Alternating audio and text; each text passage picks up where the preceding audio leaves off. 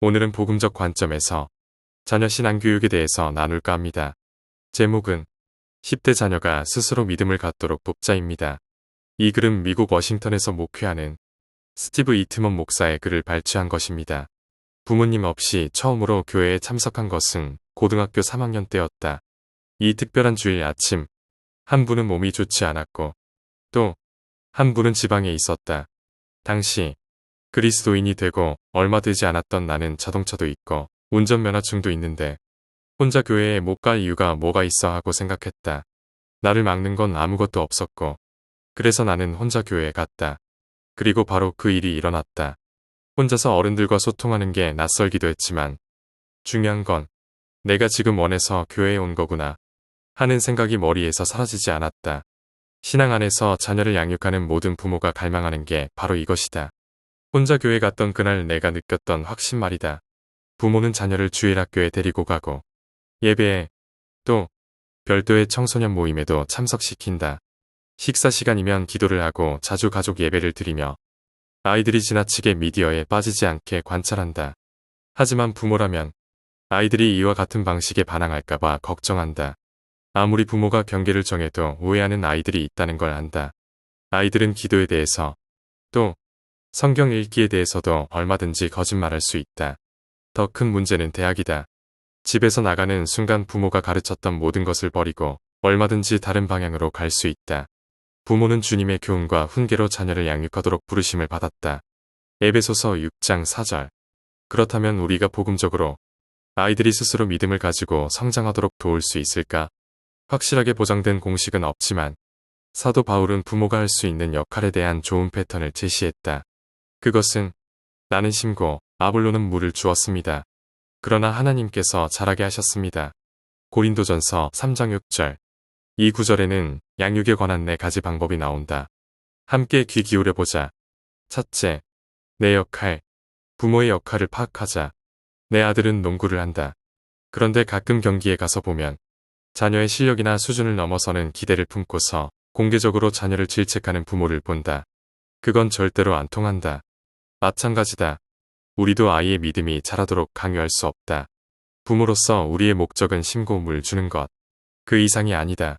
겉으로만 보면 운명론으로 들리겠지만 이것은 자녀 신앙교육이 부모의 역할에 달렸다는 생각으로부터 해방감을 주는 진리이기도 하다.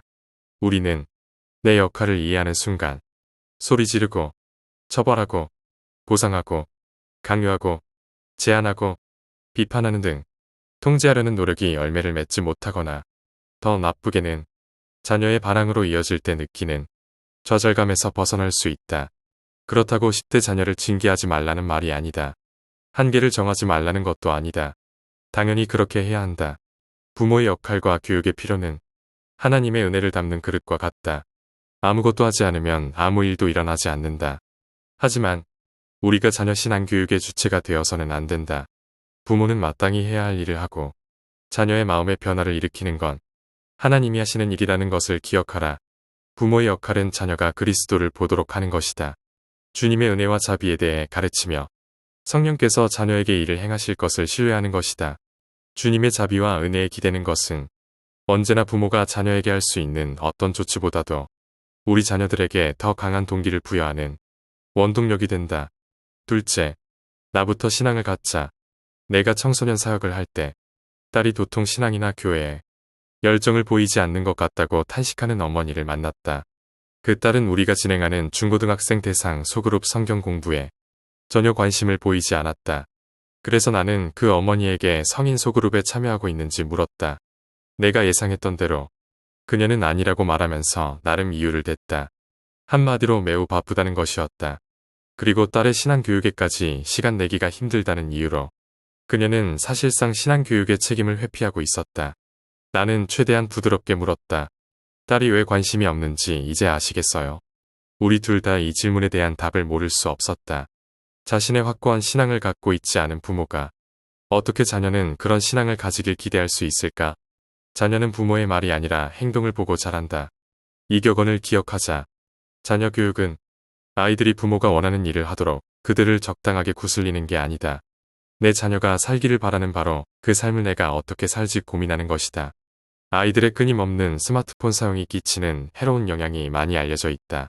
그걸 고민하는 부모는 스마트폰을 내려놓고 있는가? 우리는 자녀가 매일 성경 읽는 습관을 갖기를 바란다. 당신은 어떤가? 우리는 자녀가 권위자로서 부모와 선생에게 복종하기를 원한다. 그런데 우리는 어떤가? 상사와 사역 지도자에게도 똑같이 복종하는가? 부모가 자신만의 신앙이 없는데 어떻게 자녀가 자신의 신앙을 기르도록 훈련할 수 있겠는가? 셋째, 자녀에게 생각을 하도록 가르치자. 자녀에게 스스로 생각하도록 가르치는 것보다 해야 할 게 무엇인지 알려주는 게 더 쉽다. 인생에 대한 다양한 견해를 가감 없이 자녀들과 나누는 일은 분명 쉬운 일이 아니다.